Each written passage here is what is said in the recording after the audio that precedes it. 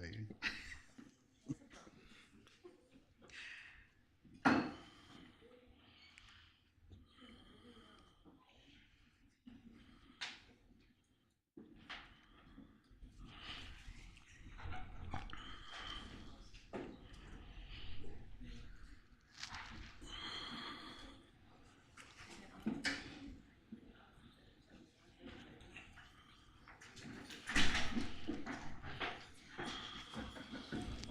The fourth M. I believe so, yeah. It's good? All right. Hello, everyone. Hello. Welcome to the Center for Fiction and the Brooklyn Caribbean Literary Festival. My name is Melanie McNair. I am the Senior Director of Public Programming here.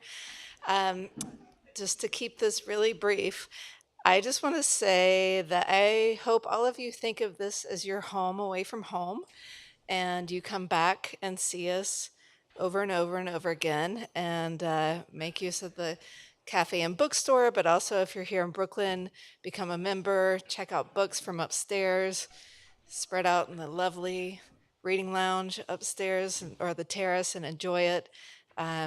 It's for you too. So please come back and see us. And with that, I'm going to pass it over to Marcia. Good evening. Good evening, everyone. Good evening. Thank you for being here. This is the final event in our sixth annual celebration at the Brooklyn Caribbean Literary Festival. And it's going to take me a little while to process what's happened over the last 4 days. But I want to thank each of you for making this one of the most memorable journeys that my team has experienced to date. Faces of the Caribbean, which is a theme of this year's festival, is the fruit of my team's aggregate effort of the last 6 years to build a sustainable and robust platform for Caribbean writers. The BCLF is a conduit for channeling Caribbean culture and its very rich literary heritage through storytelling. Our approach is simultaneously modern and deeply rustic. We tell the stories that are buried in the bosom of our classical writing tradition and oral storytelling with as much passion as we do the fresher stories of the diaspora, which themselves are often intersections of theater, music, and post memory. More recently, however, our efforts have shifted to include the less commonly acknowledged nature of Caribbean excellence, which is the wealth of our intellectualism and nonfiction stories. The Caribbean story, being universal in scope, is the great equalizer, in my opinion, for the human experience. The Caribbean story has the power to unite and settle the great debate questions of difference. The Caribbean story absorbs highs and lows of the human experience and refracts it back onto the light and refracts its light back onto the hearts of its reader. The Caribbean story, especially the Caribbean nonfiction story, is a structure of very unique proportions. It's part oral history, it's part music, and it infuses elements of classical literature with the Creole reduction of culture, language, and memory present in each of its territories. It is a living thing, deeply occupied in the process of becoming. It's anchored in the present while it simultaneously holds space for the future. Caribbean stories are also social record. They're markers of history. They store vital accounts of not only the extraordinary business of its people's extraordinary lives, of like who stole whose mangoes, or of village discords, of bards and badjons, birth and death records, but also more serious matters of death, of loss, of political upheaval, and sometimes even violence. The Caribbean story's breath comes from its tellers, many of whom beam into our homes at the same time every evening, providing us with a sense of stability, assurance, and predictability. Dr. Dominic Kalipasad, veteran journalist and a recipient of an honorary doctorate in Trinidad and Tobago, is one such personality. He's arguably a member of the Society of the Golden Age of Caribbean Journalism, which took root in the post-independence period which swept the British West Indies. This evening, we have the distinct honor and pleasure of having him on the BCLF stage as we present our final event, Archivists and Preservers. He is sitting in conversation this evening with Dr. Kevin Adonis Brown, who is an essayist and an artist. Kevin is an associate professor of rhetoric at Syracuse University and the author of Tropic Tendencies, Rhetoric, Popular Culture, and the Anglophone Caribbean, of High Mass, Carnival, and the Poetics of Caribbean Culture, which was the winner of the Bocas Prize in 2019, and A Sense of Arrival, which is forthcoming from Duke University Press. From my team, three big girls, born in Trinidad and Tobago, who have experienced Dr. Dominic Kaliprasad in all of its forms, it is the highest honor. It is an unbelievable accomplishment for my team to even say that we have you here with us this evening, and I thank you for being in Brooklyn with us.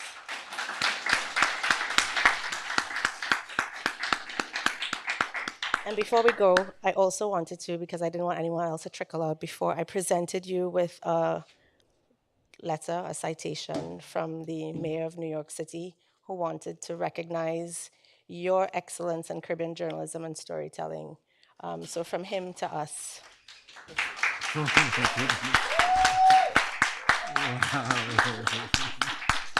Oh, my goodness.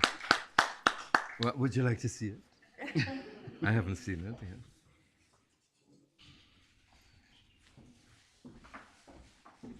This is quite a surprise. Thank you very much. Okay, everybody, can you all hear me? All right, good evening. Well, good afternoon. It's still... Y'all can hear me? My mic off?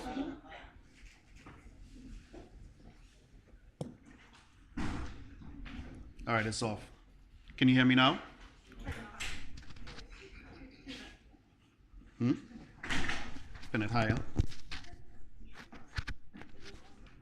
How's this? Better? No? She said it was on. 1, 2, 3, 4. Dominic is on, and I'm on now. All right. Again, good afternoon, everyone. My name is Kevin. I was told that I could read Dr. Kaliprasad's bio sitting down, but I believe he has earned the right for me to read this standing up, to give proper respect where respect is due, obviously.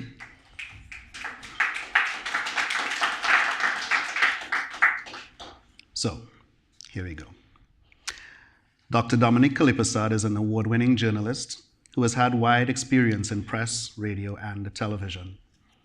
He has led newsrooms that have persevered to fulfill their role as watchdog. And he has guided numerous journalists to deliver many award-winning works. Dr. Kaliprasad is particularly remembered for his role as a television news reporter, presenter, and interviewer. Also, he famously held his medal during the 1990 coup attempt in Trinidad and Tobago, in which he was one of the hostages held by the Jamaat al-Muslimin. His media roles have included Group Head of News, CCN Limited, Head of News, CCN TV6, Editor-in-Chief, The Trinidad Guardian, Program Manager, Trinidad Broadcasting Corporation, Company Limited, Radio Trinidad, 7:30 a.m., Radio Tempo, 105.5 FM, 95.5 FM, etc. Reporter, Principal News Presenter, TTT, Trinidad and Tobago Television. After 42 years in the journalism trenches, Dr. Kaliprasad retired in 2016, but he continues to serve as a voice and presentation coach, a media consultant, a news presenter on CCN TV6, and the current affairs show host on I-95.5 FM. As a storyteller, he has embraced the digital media platforms where he publishes long-form narratives on historical personalities and events of Trinidad and Tobago. Dr. Kaliprasad is the recipient of a National Service Award in 2024 recently, the Hummingbird Medal Gold in 2020, the Port of Spain Mayor's Award in 2021, an honorary doctorate for journalism from the University of Trinidad and Tobago, 2021, and the University of the West Indies Students Guild Honorary Life Member, 2022. And he has also received the Hero Award from Fatima College in 2017. He is, most recently, the inaugural recipient of the Trinidad and Tobago National Service Award. Please join me in welcoming Dr. Dominique Kalipasad.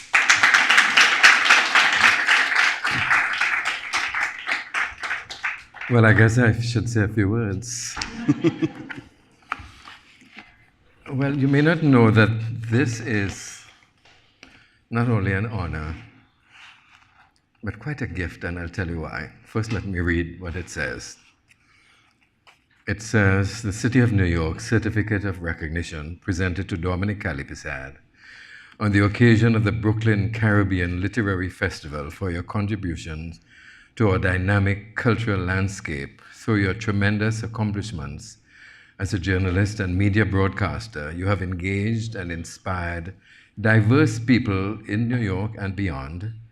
I look forward to the many ways you will continue to make a positive difference and strengthen our vibrant Caribbean American community as we take bold steps to get stuff done, to forge a brighter, more equitable and prosperous future for our global city.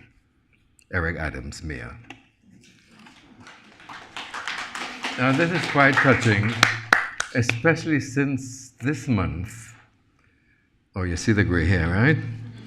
Marks 50 years that I have been on air, still on air, as a news anchor. Which in Trinidad and Tobago is kind of historic because, you know, media is kind of youth-centric. You got to be young and pretty, and I ain't none of those. But more specifically, I'm always bewildered. I wrote a few words. When people refer to me as an archivist and historian. And I'm always in a state of shock when I see that 60,000 people on Instagram follow my posts and the information I share. Instagram, you see my age, right? But when I read the comments and realize how much people, especially young people, appreciate the knowledge and the analysis, it hits me that this sharing of history is a tremendous responsibility. And truth be told, if I'm really honest, I might admit that sometimes shouldering this responsibility of information sharing can be absolutely terrifying. I mean, there are quotes like, love your content, thank you for encouraging us to love and stand up for ourselves, I love the short stories you drop, thanks for educating me, they didn't teach us this in school, you need to open a museum. And things like the goat. What a legend of Trinidad and Tobago, my goodness. Well, you know, on social media, sometimes people use expressions and turns of phrase that, well, let's just say are not of my era. But what always comes through is their thirst for knowledge and their desire to connect the history of Trinidad and Tobago with their own lives. In many ways, the information helps to ground the people who receive it in the complex and unpredictable space we call TNT. Not only does it give them context for the present, but it offers a roadmap of sorts to the future. So those quirky, heartfelt comments from as far away as Japan and Yugoslavia, the Soviet Union, in a way fuel my drive to keep sharing. Those words of encouragement help to ease any moments of uncertainty, and there are, and doubt that I may feel. But my passion for what I do is really fueled by my love for storytelling and my desire to impact humanity in any way that I can. As a school teacher, yes I was, I insisted on being placed in schools where my talents as a communicator and an educator would be most appreciated. They see how I look and they wanted to put me in some posh schools, but I said I wanted to go where I made a difference. So I was therefore assigned to schools in East Port of Spain and Belmont, many underprivileged areas of our capital city, and I thrived, as did the children. They responded to me and they inspired me to be better. You may not be aware that for a time, I was an actor. A member of the avant-garde Caribbean Theatre Guild, led by the venerable Slade Hopkinson, who pushed us young thespians to deliver theatre to our audiences in a way that were authentic and grounded in our culture. In the absence of elaborate sets and plush performance spaces, we were forced to use our bodies and our voices to tell the stories that mattered. I didn't know it at the time, but all of these experiences prepared me for my career as a journalist. I usually say that I fell into journalism pretty much by accident, but then nothing is really an accident, is it? TTT, Trinidad and Tobago Television, was a place of magic. It opened 1 week before we attained independence from Britain in 1962. The station was integral to our identity as a young nation. From magazine-style talk shows to children's programs, live broadcasts, and soap operas, TTT reflected the hopes and aspirations of a people discovering their purpose. I could scarcely believe that I was part of this movement for change. I began as a technical operator. Man, could I work the cameras, edit, fix equipment, you name it. But my destiny, it seems, was to be a news reader. This was where I found my calling. The news was powerful. As a journalist, we tell the stories of people in our communities every day. We have a duty to be fair, accurate, as much as possible, and respectful to the people who let us into their homes and their lives. We're responsible for safeguarding their stories. I took my responsibility seriously, and this approach literally resulted in saving my life.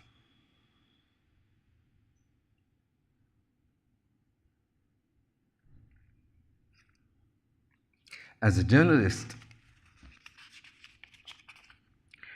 I've had confrontations with politicians. I've been subjected to death threats, and my family was threatened. On many occasions, the infamous "they" tried to break me. During the attempted coup in 1990, I was labeled a troublemaker by the insurgents who had taken control of TTT because I insisted on saying on air that I was told to make certain statements. Many years later, I found out that the leader of the coup had given an order to kill me if I had left the room where the newsroom staff and others and a bomb were being held. However, I refused to leave my colleagues. Where that strength came from, I don't know. But that act of defiance, because of that act of defiance, I am alive to have this conversation with you today. I believe in committing fully to whatever you do, but I also recognize that sometimes resistance is necessary to achieve our higher calling. Certainly, our enslaved and indentured ancestors understood that. We are here because they have refused to have their story written in a way that denied their humanity. I suppose I've always been a quiet rebel, defending my right to share the news and the stories of my community honestly and with respect. Now in my alleged retirement, storytelling is how I continue the journey I began many decades ago in a little school in Rose Hill, East Dry River. Teaching, learning from others, and sharing stories give me purpose. In 2025, I will have the honor of being the longest-serving on-air news anchor in Trinidad and Tobago. 50 years. I know I don't look it.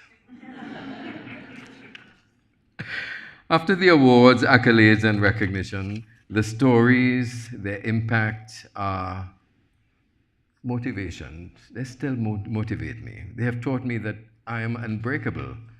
I am here, perhaps always chasing the next kind of story. So I am humbled. I hate when people say I'm humbled, but I find myself saying it very sincerely. And honored to be included in this part of this esteemed festival. And I thank you for the invitation.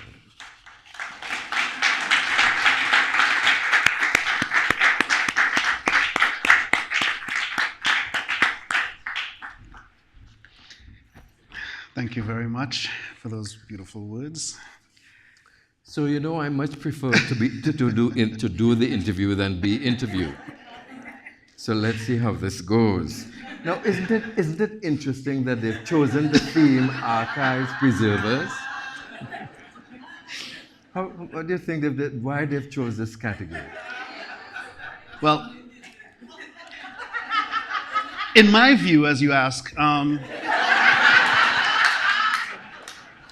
think it has to do primarily with the fact that the two of us are, in a way, archivists. The fact that we have, in many ways, invented and reinvented ourselves in so-called social media, right? And I'm thinking specifically about the Instagram pages that you have now. I only have one post on mine because, every now and then you have to kind of clear out and purge, right, in case your employers are looking to see what you say. But the idea that we are actively contributing to the creation of history, the creation of memory, and the performance of it, right? Mm. So I think that's part of what we're doing. So do you think it truly has a place in a literary festival? Well, I think, as you mentioned that across the other leg, right? As you mentioned that, I think yes, right? Because not only does the idea of nonfiction often kind of, particularly in Caribbean literature, kind of has a kind of like stepchild kind of vibe, right? All marginalized, and poetry and fiction are given greater accolades, respect, and that kind of stuff, notice. So engaging with the nonfiction makes it sort of exciting, right?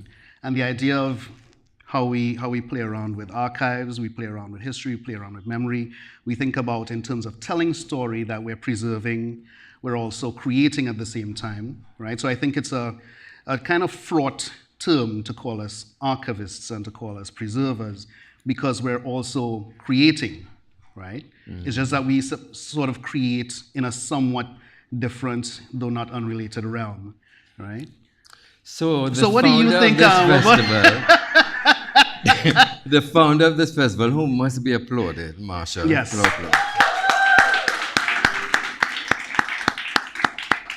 Located me in the golden era of journalism, which really points to my gray hair.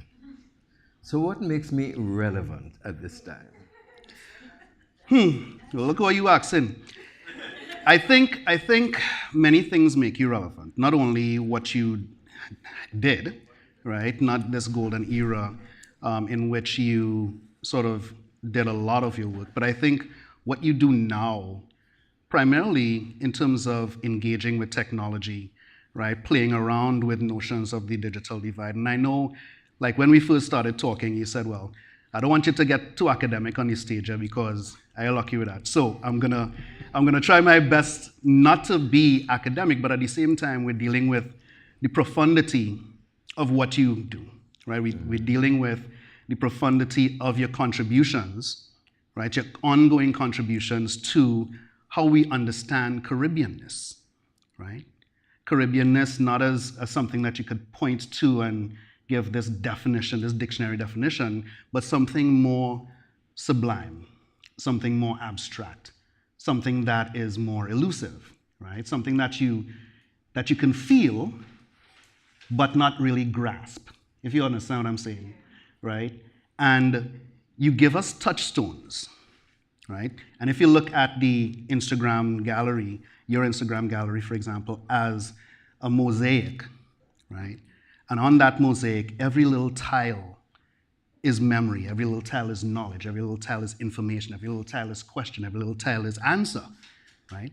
I think that ongoing activity is important in and of itself. But the decision to go from typical reading as a TV reporter to running news and then to make the flip, right? And you make the flip in such a way that you ain't trying to make news, right? You're making space for the thinking to happen, right? You're making space for the reflection to happen, right? So I think in terms of your relevance, I can't say why you're relevant to others. I could say why you're relevant to me, right? That answer is one. Another answer is the fact that you're talking about 50 years and I'm saying, ah boy, I turned 50, right? And I'm saying, well, backstage, of course, not too bad, right? You know, but the truth of the matter is you have been doing this my entire life, right? Which, wait, hold on, right? And because you've been doing it my entire life, it means that you have literally contributed to the soundtrack of my life, right? Wow. Right? You are, and I'm not given to compliments, right? I try to tell the truth so that way, if I get caught out there, it's not a liar lying, right? So I don't have to make it up. I don't do flattery. The fact is, your contribution to my life is evident in what I do, right? Mm-hmm.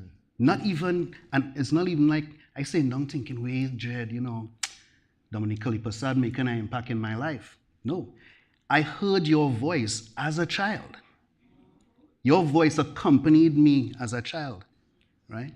Through rather difficult times in my life, right? That I didn't even have the language to describe. You see?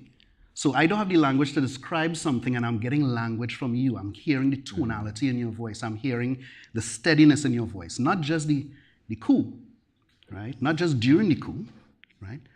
But throughout, right? So in terms of your relevance, to me, I think the work that I do is itself in part a reflection of how your relevance manifests.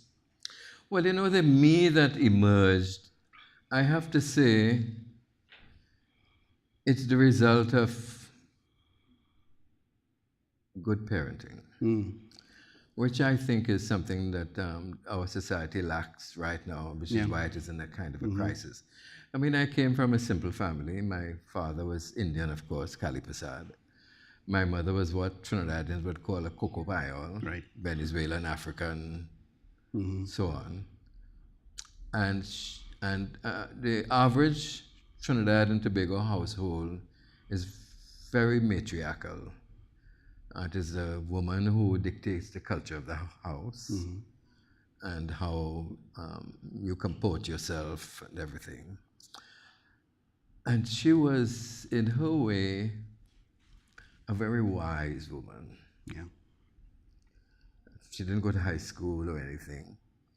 But she inculcated values in her children of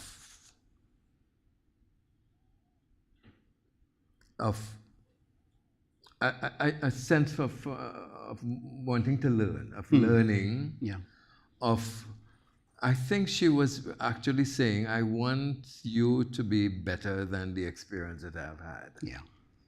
You know, I think that perhaps is the objective of all parents. But she really never allowed us to leave the house without being properly dressed. You had to be dressed, even if you're going to the shop, you're not leaving my house in a merino and a short pants. Yeah, bottom vest and you know, merino, as they used to call it. And she insisted that we did the homework, even though she didn't know the homework that we were doing. but she was monitoring to make sure you did the maths and so on. Never mind, didn't know whether you're doing it right or wrong. You had to eat with a knife and fork.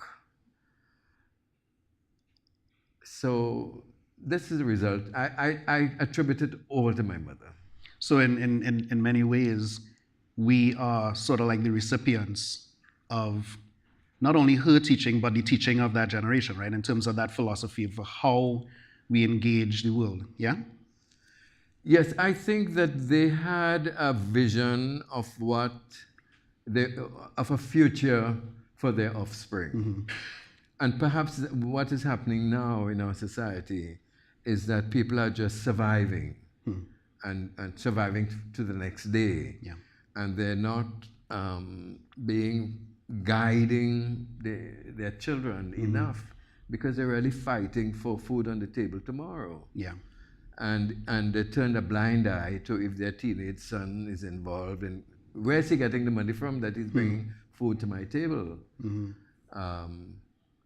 So that kind of responsibility beyond self. I mean, we heard in discussions earlier this week, I think from Darren, how his mother sacrificed everything just for his better life. And I'm not so sure if that's happening now enough. Yeah. Well, I think there's an implicit privilege in thinking about what the world would look like, thinking about and imagining futures, what that would look like in our absence, right? You know, the idea of thinking of a world without us, you know? And it goes, I think, beyond the terrifying or the fact that our absence is unimaginable or one that we would rather not imagine, right? But that privilege to think beyond ourselves, right? Do you feel like it is something that can be reinvigorated or reintroduced? Oh, yes, certainly. I mean, a simple, and there are various ways, but a way that may be appropriate to this event is we have tons of people, as reflected in this festival, of people who exploit their imagination. Yeah. Of what is and what could be. Right. And if we would have households who would return to that practice of reading and reading to their children. I remember sitting on the doorstep reading for my mother. She would be telling a story and she would be reading a story, or we'd be reading a story. And it is such a cherished moment implanted in my brain. Yeah. I don't know if parents sit with their children and read to them and with them and fire their imagination. And we have so many stories in which people are writing about imagined futures. Right. And they can, through that very approach, encourage their children to imagine a better life for themselves. And I agree with you in terms of finding and making the space to do that, right? But we're also looking at how reading practices and writing practices have evolved, right? So even though we know that, say, for example, with BCLF, there's this fusion of conventional ideas of writing and approaches to writing, but there's also this rather futuristic technological engagement, right? Which is something that you participate in as well, something that I participate in from time to time. And I'm thinking about, do you feel like technology then enables that imagination of a life without us, but not just the imagination, but kind of like a practice of or practice for a life without us? I suppose yes and no. Technology is a tool, and if you don't have the skill or imagination to communicate, then you can't exploit the technology appropriately. Right. I mean, in my career, I have, in recruiting people to work in my career, I get mainly graduates from our institutions of higher learning, and they cannot express themselves. they are very poor at writing and are even worse at thinking. Right. So they've probably practiced enough to pass the exam, but a fired imagination to create something new, or to simply tell a story, or to write a sentence that makes sense, you might be shocked at the number of people who are unable to do that. So storytelling in various forms could be very simple. What do you want to say, and how do you attract a reader Right. from the get-go to get into the story? It's like a newspaper story. You write a headline, attract the story, attract the eyeball, you get into the story. If they can't do that, how could they attract readers or followers on the various media? Of course, okay. I looked yesterday, at someone telling how to create a good story on TikTok. Right. Now, there are many people on TikTok, and you may be a travel blogger or something, and you're just talking to the camera, and it's goddamn boring. Yeah? But you will see there are many TikTokers who are talking about this experience, but they're doing makeup. Right? So there is a distraction while the story is being told, and you don't even know that is getting your attention. So you've got to... and it's the old man telling you about how to do TikTok. I mean, come on.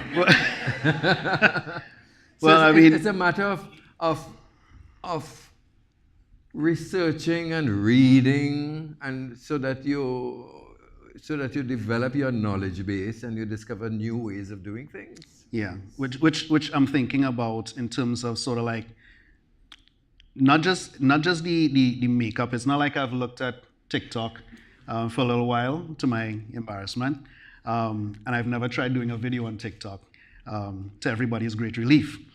But I'm thinking about what you described as a kind of multiple modes, right? Multiple ways of telling the story. Absolutely. At the same time, right? Absolutely. So, you're telling the story, but you're also telling the story, right? You're telling the story, but you're also using your body, right? So there's this interplay of word and body, the voice and flesh, right? Yeah. And you're engaging with space, right? How do you feel that plays into sort of like the choices that you have made in terms of the stories that you select, right, for your work, but also just the stories that you imagine we could tell? That might be a longer... Well, I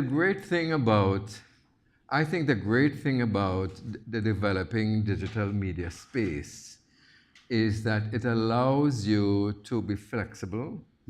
It allows you to make mistakes. Sure. And it allows you to discover the path that works for you. So chances are, if this interests you, there is somebody else who it might interest. So it's not a space in which you did this analysis and you do this survey and you want to find out if somebody's interested in Ohio. Then it will never get done. Right. So I suppose if one thinks that if an individual represents at least 100 people on the planet, it could be more.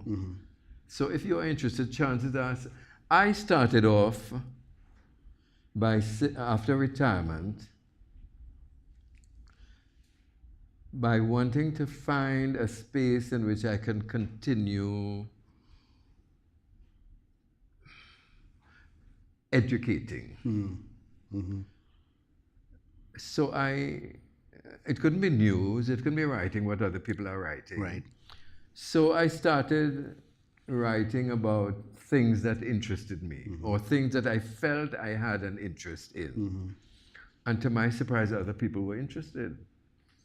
So the first silly thing I wrote about was, I remember I remember having seen on television as a child, as a preteen, a musician and singer who was off Trinidad, and his name was Edmundo Ross. And I said, I'm sure somebody doesn't know that this guy has Trinidad and Tobago roots. Right. So, I researched it and wrote about Edmundo Ross, who went to Europe and became this samba musician and pretended he was Venezuelan. And to my surprise, people liked it. Yes. Or people found it interesting, and that led me into a different path. And then I came to recognize that, hey, this is a space in which I'm really celebrating us. So I didn't start off saying, hey, I'm going to celebrate. Right. It sort of evolved into... But obviously, without being conscious of it, I would have been doing just that. Right. Right? And then it became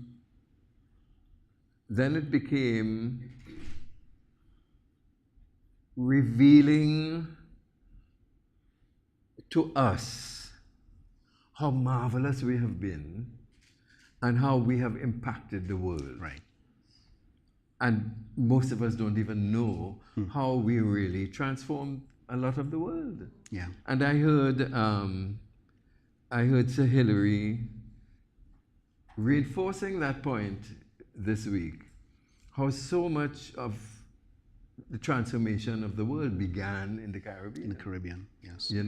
How the rebellion of the world started in the Caribbean, and then Africa followed, and then India followed. The process of, began here. Yeah. So that sort of celebration, I think, is what we are not teaching at home to ourselves. Yeah. And people are seeing value in. Yeah, because I think what you're doing is extending the reach of the classroom, right? Absolutely. Or extending the reach of the newsroom as well, right? So by doing this kind of work, certainly you're teaching, right? Well, it's interesting that you said that, because as a young man, when I really thought my career would have been in education. Right. I loved being a school teacher. But when I saw the other school teachers, at the time I couldn't think beyond where I was teaching. Yeah. And I said, oh God, is that my future? And then at around that time, Dr. Eric Williams spoke about changing Channel 9 and 14 into educational television. Right, yeah. And it became crystal clear to me how I could use this medium to teach outside of the classroom. Yeah. I saw the use of the technology.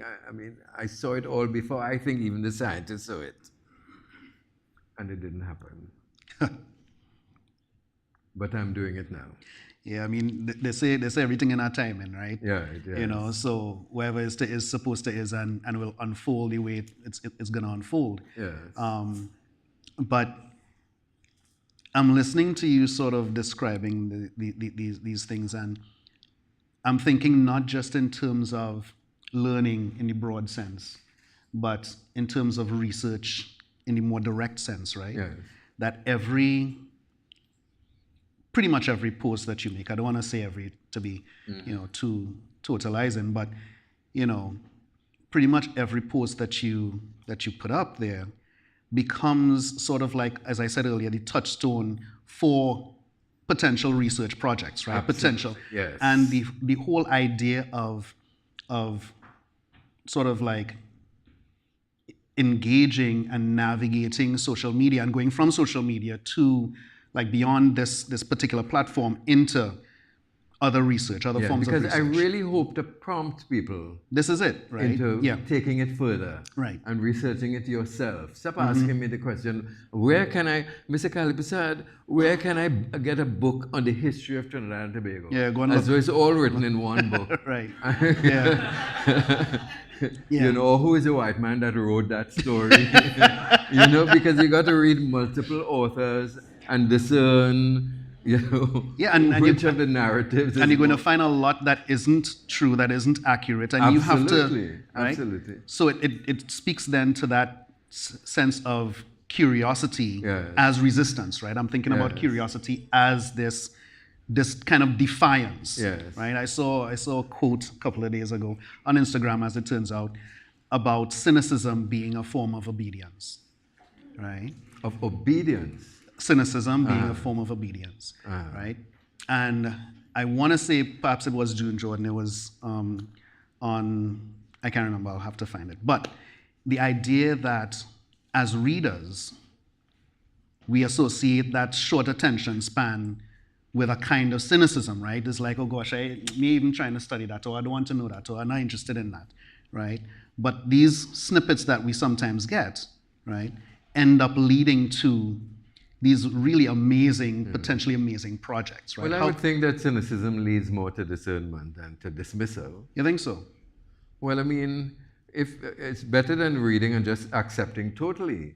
So hopefully for the scholar, if you read at least our Caribbean history with a cocky eye, then it should prompt you to do some more research and look at other narratives and so on. Well, I would think that perhaps skepticism, right? I would read with skepticism, right? So I'm not reading to believe, I'm reading to engage, I'm reading to ask questions, right? I'm reading for language that I could sort of maybe pick Perhaps out you're and right, that kind of yes. stuff, right? But I feel as though cynicism sets me up to reject maybe too much, right? To reject Maybe out too of much. hand. You're right. Right? You know, so to engage more skeptically would be, I think, to engage the work, right? But not just take it at face value, right? You read, but you're also questioning, right? I think cynicism maybe undermines the. Well, the I do tendency get to a lot, question. quite a few comments of people saying, "Hey, I did this research and you got it wrong." Right. Never mind, they got it wrong, but at least they did some research. Right. You know. Well, I mean, there's always space for a healthy debate, Well, right? of You know, course, and exactly. that is what I value. And that's what what you I value. value, And we yes. don't often get that. Yes. You know, I think the comment section in your account is one of the few that I see where people aren't particularly contentious, Yes. right? And it's not just straight gratitude. It's not thank you. Absolutely. But also sort of engaging, right? Yes. You know, well, you know, this particular fact might have been X, Y, Z, Yeah, some right? long conversations happen there. Some long conversations happen there. I'm thinking about audience, right? That's that particular audience, the social media audience, the Instagram audience. What do you think about sort of the distance that exists between that particular audience and audiences who don't engage with technology? I mean, I'm thinking about my mom, for example, who at 77 is not engaging with WhatsApp in the same way or with Instagram in the same way. And I'm thinking about the importance of story to her and people of her generation, right? And the space between that generation and the very young who need to hear but don't often get that exposure. Well, I'm not too concerned about old people, you know. Yeah. If they figure they're happy with where they are and they don't want to learn anymore, then, then that's cool. There's you a hard know. luck for them. You take your path and Yeah. and go into the sunset happy, Right. Happily and, you know. But and unstoried. Right? Yes, you know. But I mean, it says the old man. But but okay. Facebook is for old people, right? And nobody comments on my Facebook posts. Very few. Yeah. Right? They're not interested. because they really want to accept that Sir Walter Raleigh and Christopher Columbus came and the three ships. And by the way, there weren't 3 ships, and the trips there were 8 ships with different names. Right. And the 3 ships on the coat of arms, they have the same ship, the Santa Maria, the Maria 3 times. But anyway, that's a different thing. We'll talk about coat of arms in a second. Because the College of Arms in England approve it and says, put the same ship, they must look alike, and it's the same ship. But anyway. Design, colonialism by design. So, let them go into the sunset happy, and that's cool. But at least we'll get old. I'm not old yet, eh? At least we'll get old, improved and more informed. So, okay. Well, I hear you, but I think I'd be remiss because as sort of like one of the creators of the Caribbean Memory Project, where we do archiving, digital archiving, and that kind of stuff. Yeah. Thank you. And the difficulty that we encountered, just really getting it together, getting people interested, getting older people interested. And one of the sort of, I guess, taglines that we had was, the old die with their knowledge and the young die before they can get it, right? Before they can get knowledge. I was waiting to say that I would like to see an engagement in which they share their memories. Well, this is it. Right? They may not want to learn more, but we can learn from the memories that they share. Well, this is it, So we were thinking of ways to really sort of excite people with stories, whether it's older people, whether it's people of my generation, or whether it's the young, to ask those questions, right? And they don't have to be critical questions. They're just questions, like, tell me now, tell me wherever, and fill in the blank. And we were dismayed by how difficult it was or has been to really encourage people to tell their stories, right? For a number of reasons, right? Sometimes it's a question of distrust, like who's you to come and ask me what my story is, what I'm supposed to tell you, why you want to know for, right? Another reason is illiteracy, right? Or a form of illiteracy. That is, not having a kind of value in the oral, or being taught that the oral is not very valuable at all, right? So the spoken word is less valuable, much less valuable than the written word. So the written word gets valorized, the spoken word gets vilified and subsequently silenced, right? And you see that sort of resistance, a negative resistance to storytelling, to the preservation of stories. And this is where I think the interplay of technology and the written word and the spoken word and these different modes can be really useful for writers, for thinkers, for regular people like us who have stories to tell or have heard stories, but the fora for these stories don't get filled, right? And to do it in a way that maintains our excitement about finding things out, about learning, right? I think if my mother knew how to make a TikTok video, and this is the reason why I hope she's not looking at this, that she would, because there are stories that she has to tell that are so amazing that work better being told. You all understand what I mean? Like some things just work better when you hear them and when you feel them, right? You'll see it on the page, and you're like, oh, that's a good story.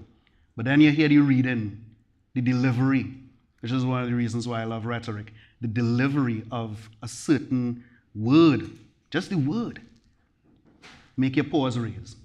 I mean, my paws raise right now, right? But that's just because I'm here, right?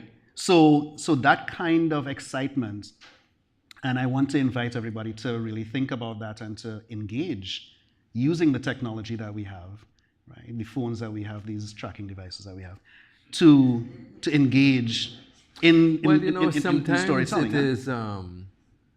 Sometimes it is the approach that you use to these people that would make them comfortable and feel safe in talking. Absolutely. You wouldn't want to approach someone in Talparo or Cuba the same way you approach somebody in Diego Martin. Correct. You know, so it has to come out of their community. Correct. As Yes. opposed to your la-di-da. You understand? Office. You're You right. understand? Yeah. Yes, because then yeah. you're not you're not developing trust. Precisely. And there's time to it. There's a time element, right? Absolutely. So you could have a good conversation today and establish a good deal of trust, right? And a good rapport. And then it's like tomorrow it's like, yeah, but Yes. And you there know, are questions. it's the same thing in journalism, which I think some of our new players have to recognize, that you have to develop a trust. Yeah. You know, audience has to trust that when you're telling a story or when you're approaching me to tell a story, that I can trust you Right. to at least try to get to the truth. Right. Up to this day, I don't know what is the truth, because there are various, could Of be course, various yeah. truths. Yeah, sure. There's no one truth. But trust me enough to tell my truth, Yeah. as opposed to, oh God, this is being live streamed. I have to be careful. Cover him out. As opposed to, You could just disavow it. wanting to be on TV or Right. being the latest star. Yeah. You know, ego is a hell of a thing, Yeah. And what is your purpose for entering the profession? Yeah. You know, wanting to be a watchdog for those in authority, wanting to give voice to those who may be voiceless or don't have access, Right. and telling the story of the ordinary man. Because although press freedom is guaranteed in our Constitution, and perhaps the only country in the Caribbean where press freedom is guaranteed in the Constitution, there are still roadblocks. Yeah. And the roadblocks can be from the private sector, Right. et cetera, et cetera. Et cetera, et cetera. Right. You know? And that has put me in trouble along the way. Well, we don't want you to get in trouble. Well, right? no. But at the same time, you know, recognizing that we are, as I would say, as truth seekers or Yes. truths seekers, because we know that it's not just one truth, right? And that there are multiple truths and they're all sort of like jostling, right? Yes. There's always this jostling of truths within the spaces that we inhabit. That to do that involves an ethic, right? I mean, there has to be an ethic for how we encounter these multiple truths, what we do with them once we encounter them. And I love the point of view saying, well, you know, ego is a hell of a thing, right? Because as writers of any genre, we're sort of implicitly encouraged to embrace the ego for the time it takes to produce Absolutely. the work. Ego is not necessarily all negative. It's not at negative, all. not all negative, right? And we also understand that in spite of engaging the ego as we do, right, there's a cost to the work that we produce that often overshadows the ego that we have when we bring it, right? So the work oftentimes humbles us, right? You know, the struggle to produce. Is a fly or something? It is a fly. You see, Right? sometimes I thought in it was my- a bee, and I was going to be like, well, you know, it's because of the no, darkness. sometimes of, in my you words know. there are spies everywhere.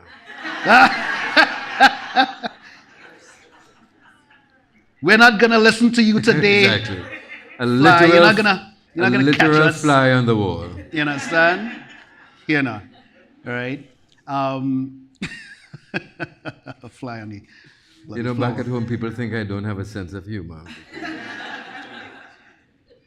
All right. I threw him off. Let me see if I can go back to when I was working. All right. Speaking of humor, all right, I saw one of the posts that you have is of a woman and a policeman. Oh, right? yes. Right. A very subtle jab, I think. Eye on the you know? law. Yeah. Right. And for those of you who have not seen it, it's a picture of a woman walking by in a miniskirt, right? and there's a policeman, a constable, standing sort of, I don't think he's looking at her, he's looking at the camera, right? So the caption says something along the lines of, something about the miniskirts, right? But then it switches to the policeman hem, right? The hem on his short pants, right? And I don't know if you all remember policemen in short pants, right? I don't know if I'm dating myself, right? But the idea of policemen in short pants, right, around the 1970s, right? Because I think the picture is from the 70s, right? Right? Around the 70s is actually this really interesting moment. It sort of juxtaposed a moment in history, right? Because I was thinking about when you had said that you're a man of the Black Power movement, right? So thinking about how you're interjecting humor in this particular moment, almost to bring into greater relief, the environment, the political, cultural environment of the Black Power movement, right? Yeah. And it brings into focus the fact that imparting knowledge and information can take so many approaches. Sure. It's like writing a play. Just writing a short story is like writing a play. You have the information, you have an approach to imparting that information. That could be through humor, through verse, through prose. Something that causes the reader to remember. Absolutely. And I mean, it's also something almost quintessentially, I would argue, quintessentially Caribbean about us, right? The idea that we can use misdirection, that we sort of have these multiple layers. And it's not only Caribbean, and I think any literary tradition will engage the use of these different devices for this particular thing. And also, I probably am one of the pioneers of writing Instagrams in long form. Because I don't know if that is so, but I remember Mark Lindsay writing a column in which he addressed that because at the time everybody was writing very short things or just posting pictures of their dinner. Which is one of the reasons I erased my... And I started writing in long form. Yeah. Well, longish form, and then it became longer and longer. And people were actually reading it. Yeah. So when we say, I heard somebody saying earlier this week that people are no longer reading, and for a great measure that is true, they are reading somewhere. Yeah, it's what they're reading and how they're reading and what they're trying to get out of the reading. So you may not sell the books, unfortunately, but they probably want to read it on Kindle. Sure. Or somewhere. Excuse me. Sorry. So they're reading. Yeah, they are reading. And I think, again, that earlier point of different forms of reading and writing, right? It involves sort of like the engagement with short form, the engagement with medium and long form, the engagement with no words at all, right? Yes. Engaging and embracing the visual, embracing the sonic, right? So reading involves the absence of knowledge. Exactly. Changed. Right. And we just got to go with the flow. We can't be complaining, but we used to do it so, and Well, I think we embrace the change as they happen. Yeah, I mean, I think we could say we used to do it so, but not frame it as a complaint. Absolutely. That kind of way. Absolutely. Right. So how do you teach your children at uni? How do you teach your students at uni? You see, I have to switch back to the role as interviewer. I can't help it. Well, I teach them with great care, right? The idea, like I teach different courses in rhetoric and composition. So one of the courses, for example, that I teach is I'm teaching this new course, Indigenous Rhetoric, right? And there's only one student who is Indigenous or identifies as Indigenous in that class, right? And we have spent the past couple of weeks in the semester not reading the work, but preparing ourselves to engage the work, right? Trying to disrupt how we think indigeneity itself exists. What do we mean by indigenous, right? One scene that we had, a scenario that we had in class was, I teach in this building called Maxwell School of Citizenship. It's a huge building built in the 19th century. and it's located obviously on Syracuse campus, and Syracuse itself is located on Onondaga land, which was stolen, right? So beyond the idea of doing a perfunctory land acknowledgement, right, which we, as an institution, we're mandated to do at the beginning of every event, right? Instead of just doing that perfunctory, almost performative land acknowledgement, I had my students think about the weather being really, really beautiful, and wanting to go outside, right? Now, I remember when I was in undergrad, if the weather nice, me ain't going to class, right? I lime in. Back when we used to smoke, we smoking, right? We are across the road by the pizza parlor, we're doing all kind of things, but as faculty, I can't do that anymore. So I say, well, let's see if we could go outside and, have our class in the open air. But I thought that to take our class thinking about or trying to think deeply about indigeneity, to take that class outside was in fact a departure from the kind of resistance that I want them thinking about. So we stayed in the class, on that unceded land, right?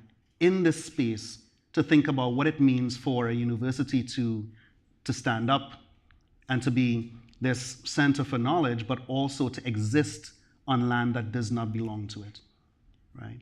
To have the presence of the Haudenosaunee people, the Onondaga nations, to be Caribbean, thinking about my own connection to indigeneity in terms of the Kalinago and the Taino presence in Trinidad and throughout the Caribbean, right? So the whole last few weeks have been spent preparing ourselves mentally and emotionally just to engage and to know that we're not only are we not going to do all that there is to learn about indigenous rhetoric, but most of indigenous rhetoric is not even for us. What we could do is just show up with an interest in learning that does not turn that curiosity into something corrupt. That does not mean that we are trying to steal, colonize, own the languages, the ways of knowing that we encounter, right? So I do a weekend radio current affairs interview show. So can I invite you to be a guest on my show? How could I say no? No, I mean really, how could I say no? I'm not selfish, I'm sharing this. No, I would love to, but I think, yes is the obvious answer. But did I answer your question? Yes. All right, very good. That's the first thing. The second is I teach by making space for learning to happen, right? So I tell my students that, I'm only technically a teacher, right? I'm only technically a professor. That's my position, I suppose, But in terms of the learning that is possible in this space, right? I'm only making space. I'm only making space for learning to happen, right? This is a community, not in the kind of cliched use of the word, right? We're here to tangle with each other. We're here to engage with each other. We're here to wrangle with ideas. We're here to ask questions. We're here to provide answers to questions that we didn't even know we had, because that is what a university course or classroom ought to provide, right? If it doesn't provide that, then we're doing something wrong. And I think at the very least, being in these kinds of spheres of learning, these places of learning, offers opportunities for us to actually reflect on that, to reflect on the things that we miss, to reflect on the questions that we get wrong, right? And if you do it in a space where you are cared for, where you are protected, where from day one, I telling you, listen, as a professor, I have your back, right? And I'm not jokey kind of way, right? But you have a responsibility to having somebody have your back. It means that you have to go looking and asking questions. You have to do that digging, right? And you could do it anywhere you want, right? As tell them, if you knew, this is something that I've been saying for a couple of years now, if you knew that you can get an A, right, just for showing up, right? Just for showing up, right? What would you do? You would show up, right? But if you know that you go get an A, whether you do this or do that, and I'm giving you a choice to do that, right? I'm giving you a choice to express yourselves. I'm giving you a choice to go beyond the page. I'm giving you a choice to not do a paper at all, right? I'm giving you a choice to do an Instagram gallery, right, as your project. What would you do? And often students sort of quiver at that freedom, or something that looks like freedom, or something that could look like freedom. But the response to that is where learning starts to happen. Not in the teaching to the test, not in the rote kind of responses to questions. I don't even give quizzes. I can't even remember what a quiz looked like, right? But the idea of making space for learning to happen and doing it deliberately and disruptively, right, is something that is at the heart of how I teach. It's at the heart of how I have always taught. You know, when I used to teach at, I used to tutor at Medgar Evers College up on Bedford Avenue back in '92, right? And now I'm working at the Writing Center this semester, and it's come like full circle, right? I've been doing this like 32 years, right? From the time I got out of boot camp, I was engaged with learning, right? I mean, boot camp was a learning of a different kind, but, you know, in terms of collegiate and classroom learning, in a way that I did not have when I was back in Trinidad, you know? Yeah. So are there any questions anyone would like to ask? I'm sorry, I'm a control freak, so I've taken over the interview. Any questions? Yes. Hold 1 second.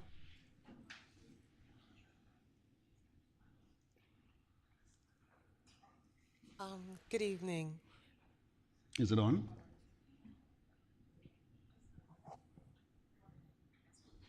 It's on?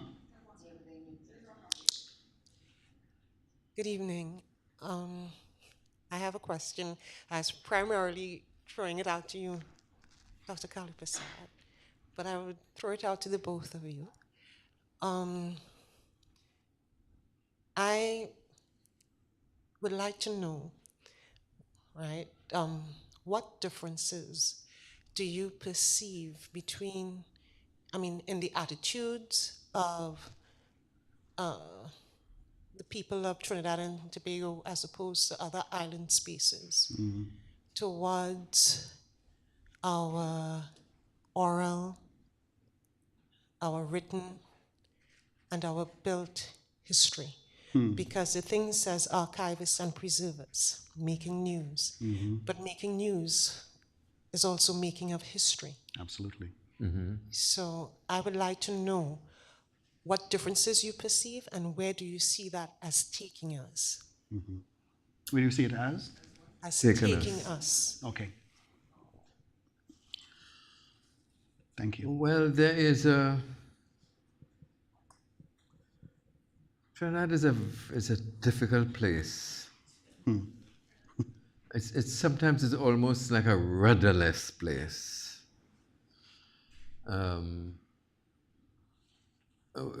I heard some speakers earlier this week bemoaning the accessibility of information from our national archives and the laborious process of getting information, and they'd prefer to go to the National Library.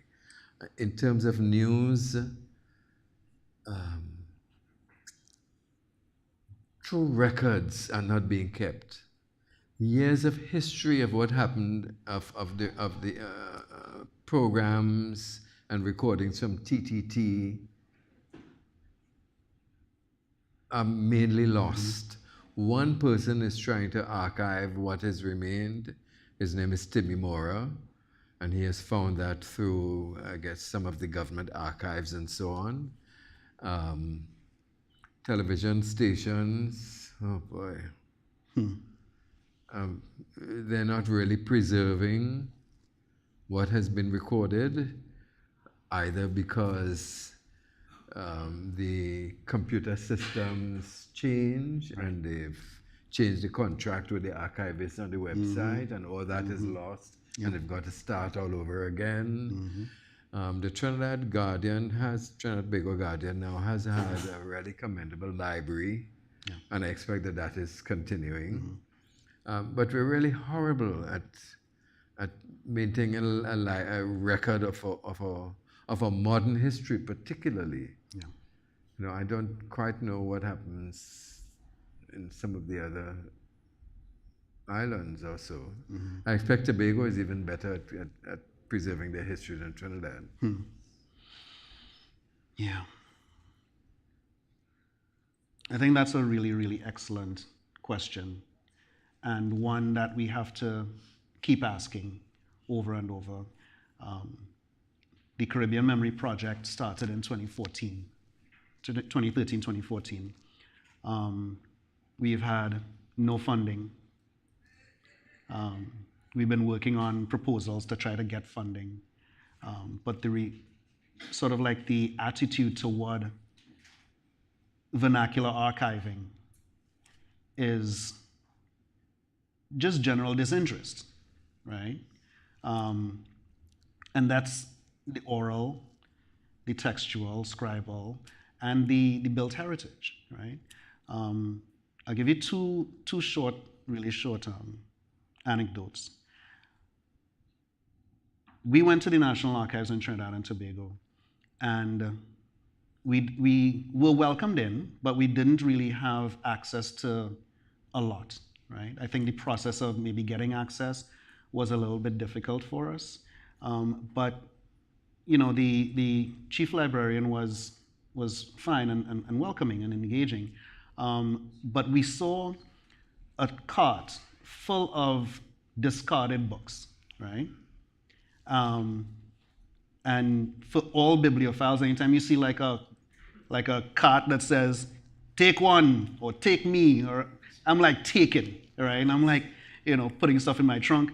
And my partner in the Caribbean Memory Project, Dawn Cumberbatch, and we saw this cart, and here we are taking things out from the 17th century, 19th century, not Trinidad, right? Not Trinidad history, but British history, yeah? But the British history that is part of our history as well, you see, right? There is a 17th century print, an engraving of a 17th century print of the head of a bee, right? Dissected, and it's really meticulous, right? And on that print, there's a big stamp print that says, received August 1980.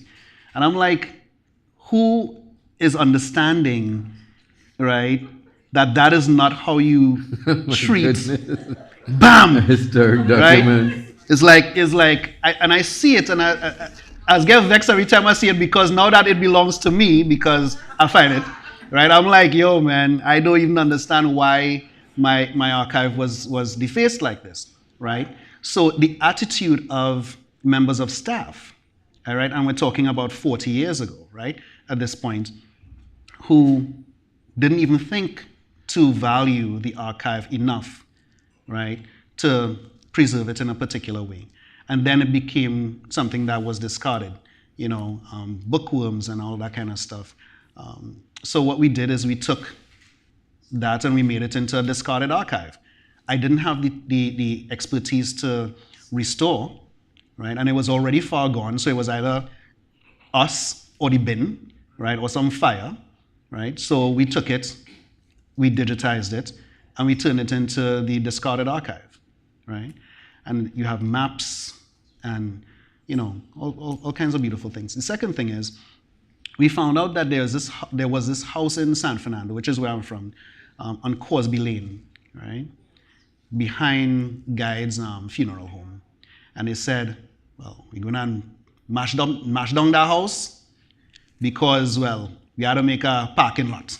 Seriously, right? You know, you raise paradise on a proper parking lot. I mean, the house wasn't paradise. It was really old. But it was an historic house, right? And no, not the Carib House. The Carib House up on Carib Street, which is where I'm from.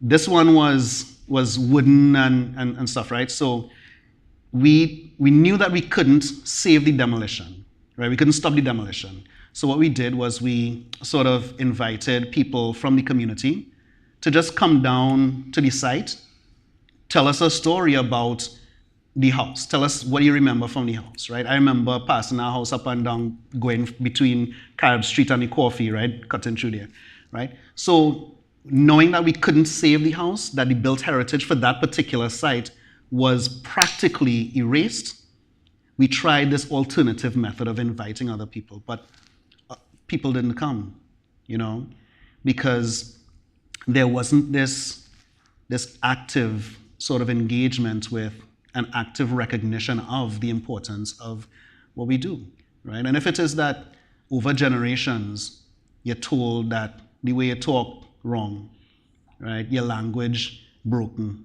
right? And I tell my students there aren't any broken languages, there are only broken people, right? There's no such thing as a broken language, right? But when you're taught that over generations, right? You're taught to hush your mouth or say plum, right? Instead of speaking up, instead of resisting, instead of doing certain things, then, it becomes something that you have to unlearn. And how long it could take to unlearn that before all kinds of things, all kinds of other things get erased, right? So that's the urgency that we're dealing with. Does that answer your question at all? No. Yeah. It's something that I feel. We're going to take a couple more questions, yes, but It's something I feel passionate about, Yeah. because I am into family history, and I'm jealous. I'm totally jealous when I see people from Jamaica being able to access records that Right. are beautifully preserved, right? And when we see ours, it's people don't know where they are, yeah. the state that it might be in. It's heartbreaking. And I had spoken to persons in the older generation, and they would encourage you, go and research, go and do these things. Yeah. But it is very difficult when you're trying to get the information and people claim they don't know where it is. They claim they don't know where it is. Yeah. You see, also one of the challenges with Trinidad is that, I think, and I could be wrong, that unlike Jamaica or so that had a real experience with slavery, Trinidad's experience with Was a little bit slavery was belated, yeah. really minimal, and the British were very good at keeping the records of how they moved the slaves Yeah. and so on. Yeah. And Trinidad was swampland. There wasn't much slavery, and then we brought in all these various Yeah. people and so on, but without much record keeping, Right. except maybe from the boat. And that, I think, is where the challenge began. Yeah, I think that's one of the major challenges from the historical point of view, right? But as a creative nonfiction writer, right, that is part of what I take on as my responsibility to fill in those blanks, right? To use creativity, not only research, not only the document, not only the archive, but also to use my, whether it's skill or talent or what have you, to fill in the interstices, right? The spaces, right? The mortar, right? There are things about my mother's story, for example, that first of all aren't my story to tell, and that's also part of the ethic of doing this work, right? Knowing that some stories are not yours to tell, right? That you could say that there's a story to be told, right? And if you want to know, go and ask, as my mother gets older, the urgency for knowing those stories grows, right? It becomes really acute because obviously you're thinking about, her passing and my passing and, But we do have a few highly successful genealogists in Trinidad who have been able to trace people's heritage back to India or back to wherever in Africa, and so on. Yeah. So maybe the records are there somewhere. Yeah, and that's a really good point, because it could be that the claim that we don't know could actually be true, that we don't know, Yeah. But because we may not know we'll talk how. some- yeah, you'll talk. We some- may not all know how to follow the research path. Right, right, absolutely. Now there are a couple of questions from the back. Yes. Hello, yes, I have two questions. What's up? Hey. Okay, so my first question is about the media and the platforms we use to do this archiving, right? Corporate interests, profit corrupts everything. So when you're saying you're archiving on Instagram or you're archiving on Facebook and you're archiving on these technologies and platforms that actually don't belong to you, how does that complicate stuff? And also understanding that those platforms aren't neutral. They're not actually invested in the content. They invested in the eyeballs, right? So how do you negotiate? And also, quite frankly, I think about sustainability and preservation. When Instagram is no longer profitable, it's going to go away. That's right. And then what happens to everything you've built on that platform, Yeah, right? it's a great And then question. my second question, I'm such a pessimist, I'm so sorry. My second question is about ephemerability, right? Like, what is your role? I know we're talking about preservation and archiving and keeping and capturing, but some of those words make me a little itchy, right? Like when we say we want to capture something, like what is the colonialist, capitalist ownership instinct behind? Right. I want to hold on to this thing. I want to make it mine. I want to own it. I want to keep it. And what is the role of something being uncapturable? Right. Of something being able to always escape our grasp, right? And how do we negotiate that alongside record keeping, history making, Right. and preservation? Love that question. Thank you, Lauren. Well, I wish I really had a really profound answer that would cause you to admire me so greatly. But, the honest truth is that I was simply being altruistic in doing this. I had no long-term plan. And really and truly, throughout my career, I really have been ambitionless. I really have had no ambition. I just wanted to be good at what I do. Yeah. And somebody recognized that, and that took me through the heights of my career because I just said whatever I do must be good. So I really have had no ambition, and I started on this path without any ambition. So, I never gave any thought to, yes, this must be let somebody do it for me. I'm not doing that. Yeah. My role is to share the information. If somebody wants to put it together, fine. It may not be the best answer, but, that's the truth. I have a bit of an answer to that because I've been sort of wrestling with it for quite some time.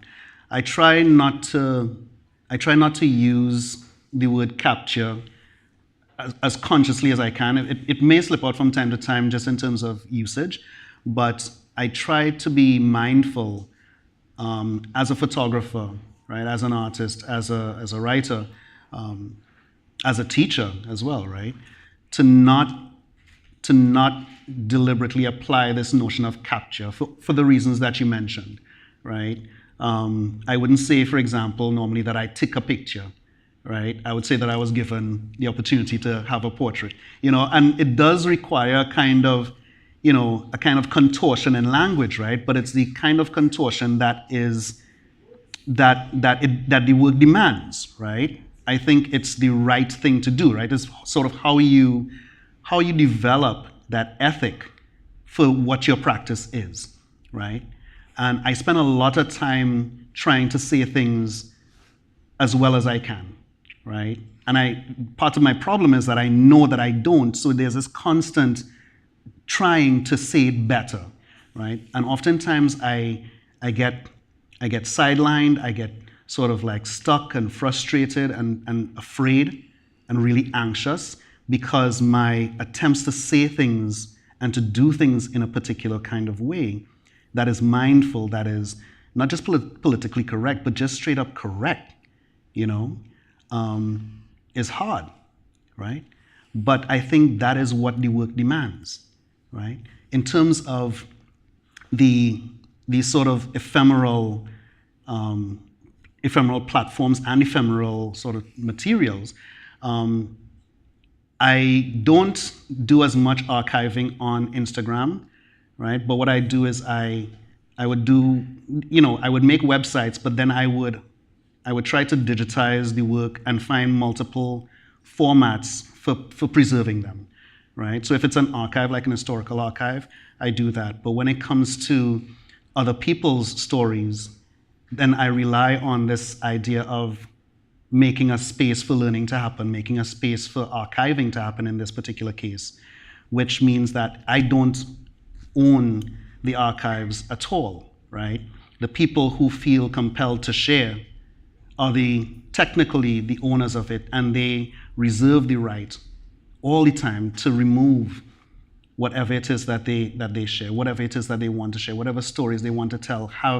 They have the privilege and the right to not tell those stories, in terms of the ineffable or the ungraspable or the sublime.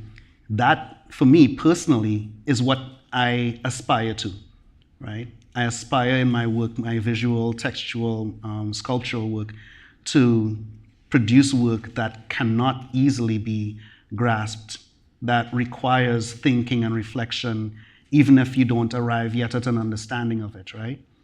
So that to me is sort of how I think about all the work that I encounter, all the archives that I encounter, ephemeral or not, right? So when it comes to other people's work, I approach it not with the scholar's sort of lens where I'm trying to figure this out, I approach it as something that I can't even understand yet. That the best thing for me to do would be to simply let it happen to me, right?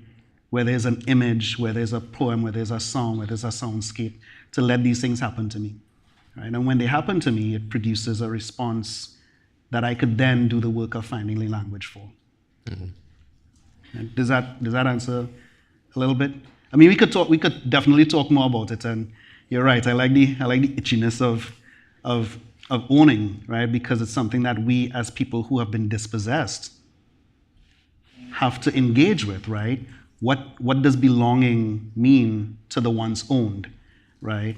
What does owning mean to the ones owned, right? Does the memory of ownership sort of like resonate inward as well as outward once that owning begins to occur, right? And that to me is really sort of like where the excitement of the work I do comes from, because then you get to ask these questions and you have spaces like this where these questions can be asked. We don't have to walk out of here with an answer at all. It's the asking, right? The asking itself is the answer in a kind of way, right? Because the fear of philosophical conversations, oral, right? The fear of these theoretical conversations, these abstract conversations, is part of what keeps us sort of fragmented and separated from each other, when in fact, these are the kinds of spaces that bring us closer together, right? So since I've been, go ahead. Do you want to talk? Somebody was saying something? Was there another question? I had a question for each of you. I walk through the streets of Bridgetown, and I admire that there's still old buildings that they make into banks and shops, and it's a lot in the Cayman. And incidentally, you spoke about that house in San Fernando that was being demolished. I saw in the news recently that in Port of Spain, another historic house had been recently bulldozed, right? Probably to give way to some kind of commercial enterprise, I don't know.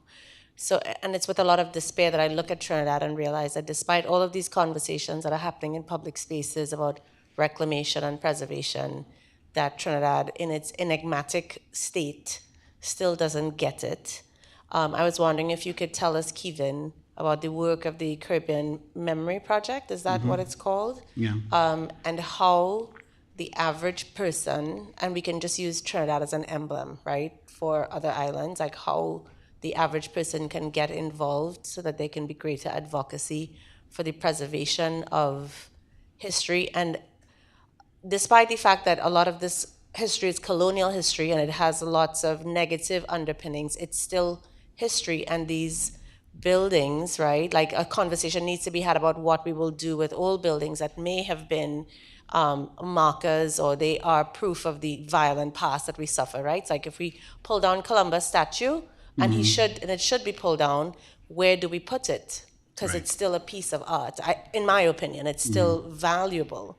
And then my other question, so I was wondering if you could tell us about that project that you're doing really quickly and how the average person could get involved in defending and preserving and archiving. And Dominic, if you could tell us a little bit about what your process is like, because it takes me forever to create an Instagram post, and many of them remain in drafts. What process? Your process of Long-form creating process. your Instagram posts, researching, putting it together, because they're very impressive, and I know that the ones that look easiest probably do take the most work. You want to go first? Well, it looks simple and it takes a lot of hours, sometimes well into the night.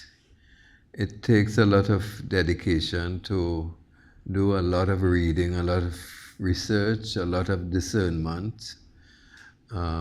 Sometimes you have quite a bit of material and you don't have a visual accompaniment. So that takes a lot of digging.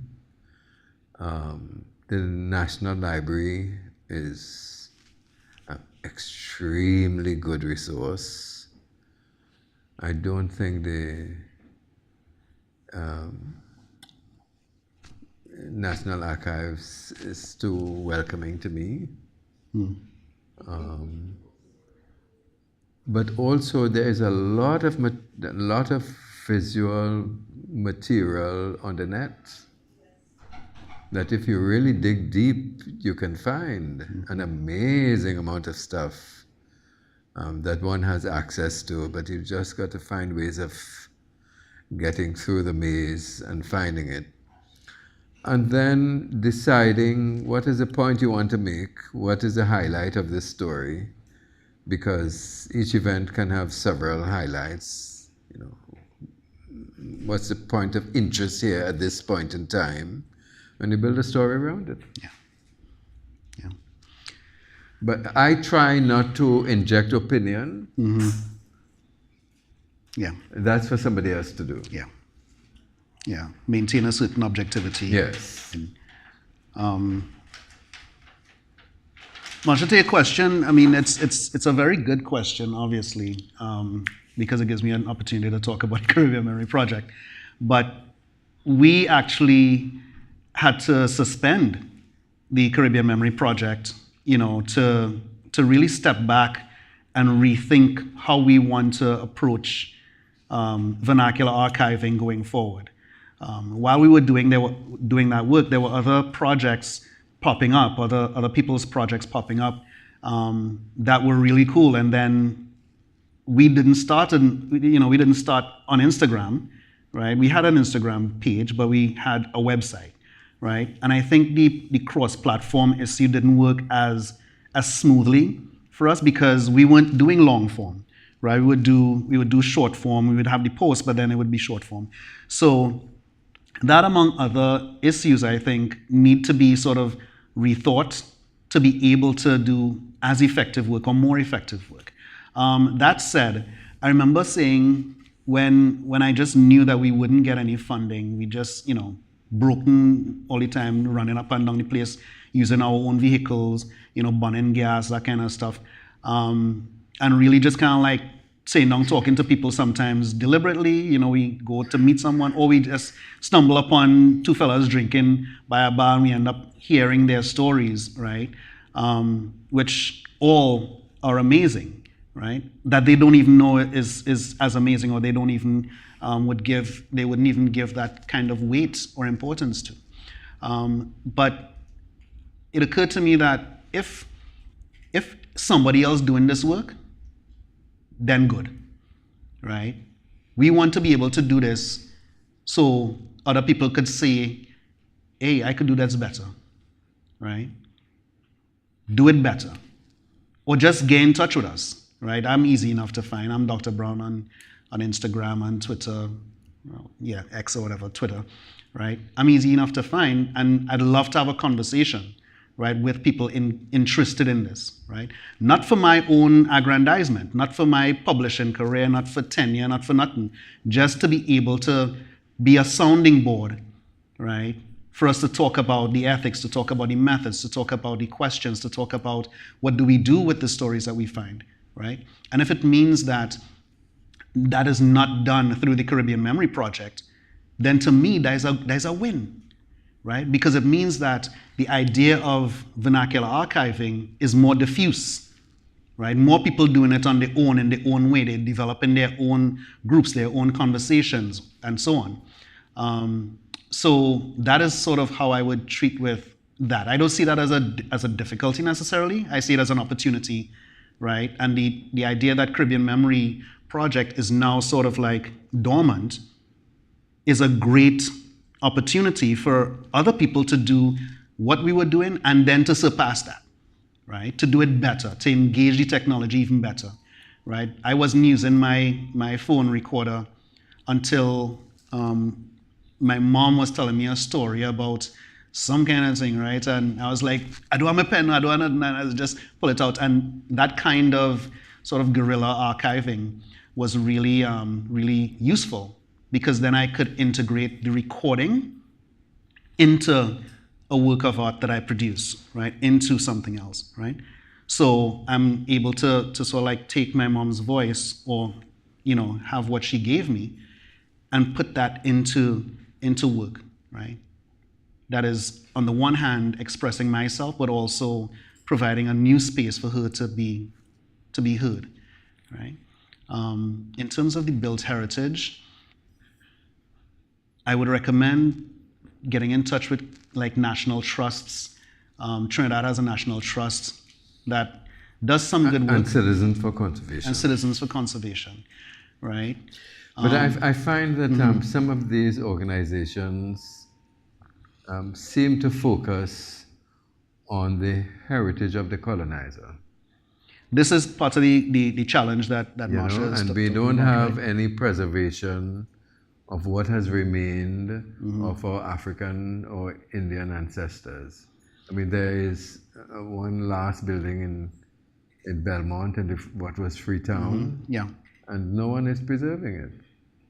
But, if it was a French Creole house, then maybe. Well, of course, But I also have a kind of tension or tense relationship with the notion of preservation, specifically preserving these older houses and that kind of stuff, But I feel like that takes us more into the esoteric and theoretical, and I don't really feel like carrying all it down the road. Plus, we've 15 minutes overtime. So, yes. We've exceeded our time. But since I have been dubbed an archivist, go ahead. I would like to archive this moment. Same. I do in one too, eh? With the audience. I'm going to wipe off my thing. Hold on, I had to come down, yeah?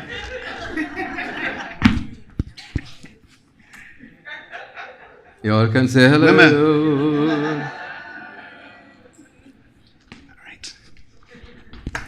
All right. Scholars do these things too,